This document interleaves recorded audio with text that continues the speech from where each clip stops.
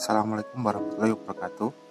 Kembali lagi dengan saya Gondang Sugiono. Hari ini saya akan melakukan challenge yang berbeda dari yang sebelum-sebelumnya. Kalau sebelumnya itu berkutat pada menggambar selama 5 menit, ya dalam batasan waktu 5 menit. Yang kali ini saya mau coba untuk mulai selama 30 hari itu menggambar dengan menggunakan tangan kiri.